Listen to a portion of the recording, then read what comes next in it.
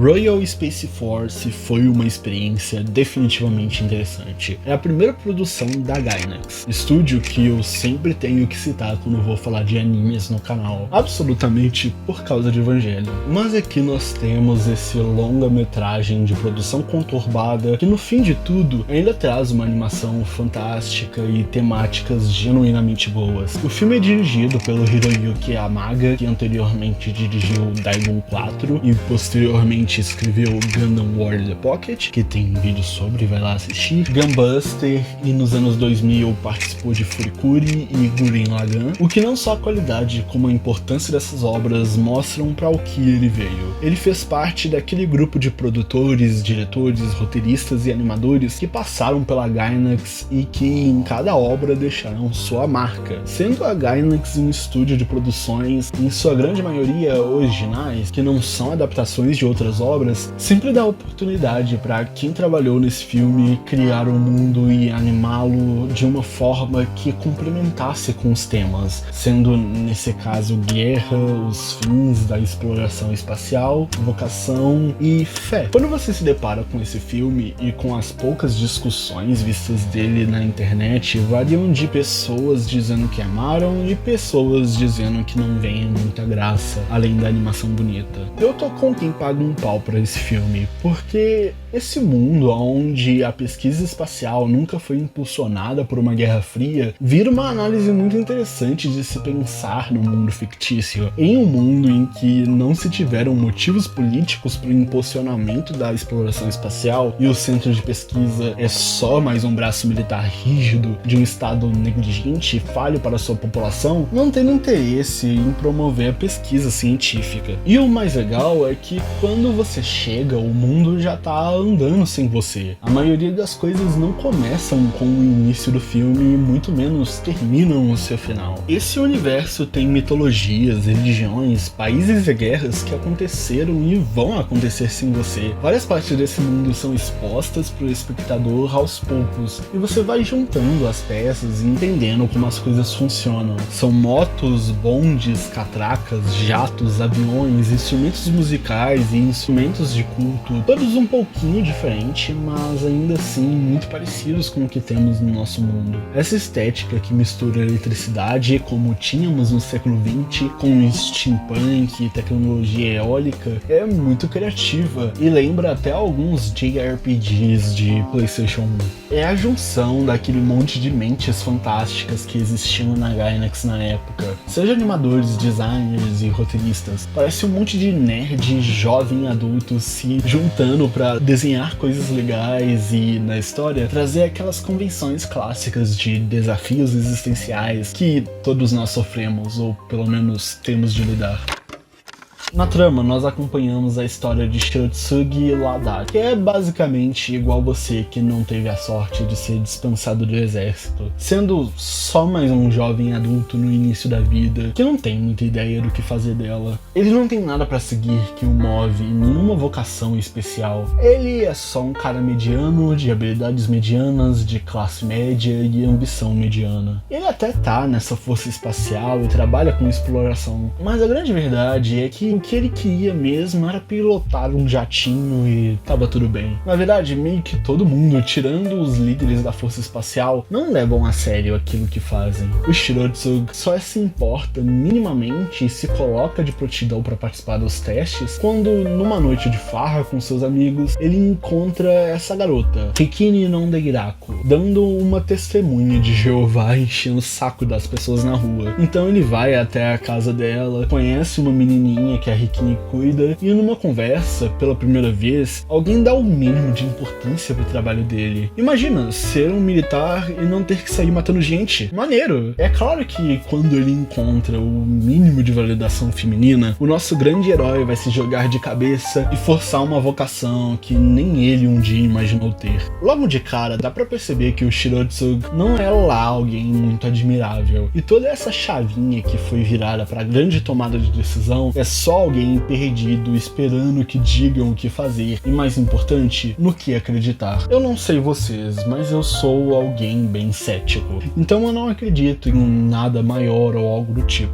E essa parece ser a norma do mundo de Honey Seas, norma da qual Rikini tá bem longe. Desde ela apresentando a palavra de Deus na rua e sendo ignorada, para as milhares de vezes que ela ora ou cita algum acontecimento religioso. A gente sempre vê ela desse ponto de vista desajeitado e sem muito conhecimento do Shirotsu. Misturando ao fato que a gente é jogado na história, mais curioso fica. Esse conjunto de crenças budistas, cristãs e gregas numa só mitologia é bastante único. Mas quando o Shirotsu vai se aproximando e até orando junto delas no momento de refeição, não pense errado, ele não tá acreditando nessas coisas e sendo convertido em um primeiro momento. Na verdade, ele nem pensa, não é essa cabeça que guia as ações dele. O que você pode julgar igual eu tô fazendo, mas é impossível de dizer que ninguém nunca tentou se aproximar de coisas que você nunca se imaginava por simplesmente estar interessado em outro alguém. E é nesse dia de um cara meio tapado que percebe que alguém deu o mínimo de atenção para o que ele era, finalmente se forçando e se preparando para se tornar realmente um astronauta e ir pro espaço, que a gente vai se situando entre investidas falhas, pessoas não tendo a menor noção de como construir um foguete funcional e uma intriga política super complicada de fundo para a história. O filme faz o trabalho de você ter uma cadeira em frente dessas máquinas, estabelecimentos, cidades, campos tão lindos e bem animados, à frente desse pequeno ponto decisivo da história de algumas dessas pessoas, mas pessoas da qual têm uma vida própria e não trabalham para você ou para a trama do personagem principal. Por mais que sim, ele cresce bastante ao longo dela, mesmo com seus erros terríveis. Mas sabe uma discussão interessante? Por que explorar o espaço? Por que fazemos isso? Por que desenvolver esse monte de trambolho super caro pra ver além do olho nu, que a maioria não tem nem a mínima possibilidade de chegar perto em todo o seu período de vida? Por que gastamos tempo, dinheiro e recurso em algo que não faz diferença palpável em curto prazo? O que muda se eu souber quais elementos químicos compõem o Sol? Talvez por desenvolvimento científico, para melhorar como vivemos. Na Guerra Fria foi para mostrar que a sua pica era maior, mas em Renaissance nem teve corrida espacial. Talvez porque seja olhando para cima que sabemos mais do que temos aqui embaixo. Talvez porque uma classe muito pequena e com muito poder esteja destruindo o planeta como vivemos para um nível que as mudanças sejam irreversíveis e não conseguimos mais viver. Aí eles podem pegar uma nave com o formato mais fálico possível, botar todas as 20 pessoas que controlam o mundo e deixar todo o resto que é explorado se fuder. Talvez pela essência da curiosidade humana, por aquela vontade latente que temos de aprender, aquela busca incansável pelo conhecimento. E não importa, todas essas são razões egoístas. Por mais coletiva que seja suas intenções, todas essas razões são egoístas, tratadas de seres humanos para seres humanos. E se esse não for o caminho? E se Deus não gostar? Se fomos colocados aqui sem nem mesmo a capacidade de voar ou viver mais do que uma média de 80 anos, não é pra gente sair daqui. Toda essa ânsia pelo conhecimento não é só a tentação ou o pecado? E se fomos todos atiçados por Prometeu, ou como é dito no filme Dao, que roubou as chamas dos deuses, entregando a nós, e estamos indo contra tudo aquilo que nos projetaram pra ser, com esse fogo, toda essa tecnologia da destruição? Por que estamos fazendo tantos esforços pra mandar um homem pro espaço e ele perceber de lado toda a merda que estamos fazendo? Eu não sei. No final, quando o Shirotsu finalmente chega ao espaço, ele entende e finalmente toda aquela aproximação que ele teve à religião da Rikini serviu de alguma coisa.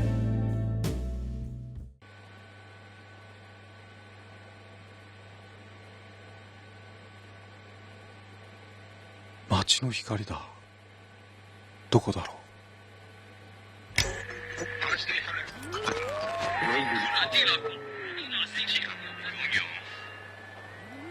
まるで星のようだ。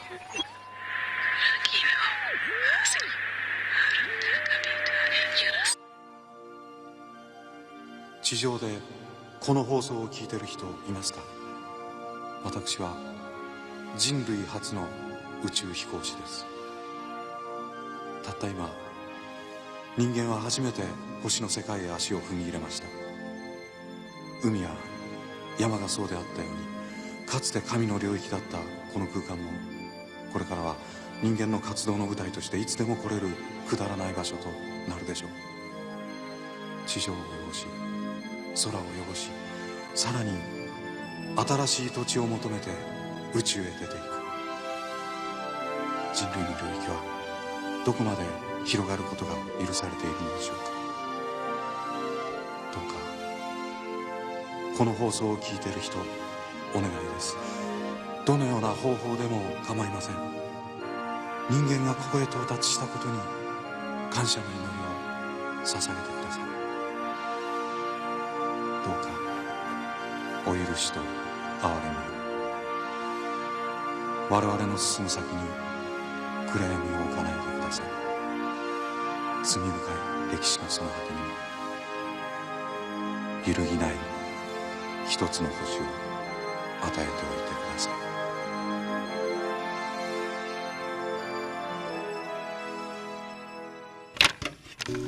E é isso, muito obrigado por todo mundo que assistiu esse vídeo. Esses vídeos são bem mais difíceis de se fazer do que parece. E eu espero que você esteja do meu lado para ver a próxima bobagem que eu vou falar. Deem um like, compartilhem e todas essas coisas de YouTube. Eu vou ficando por aqui e se cuidem.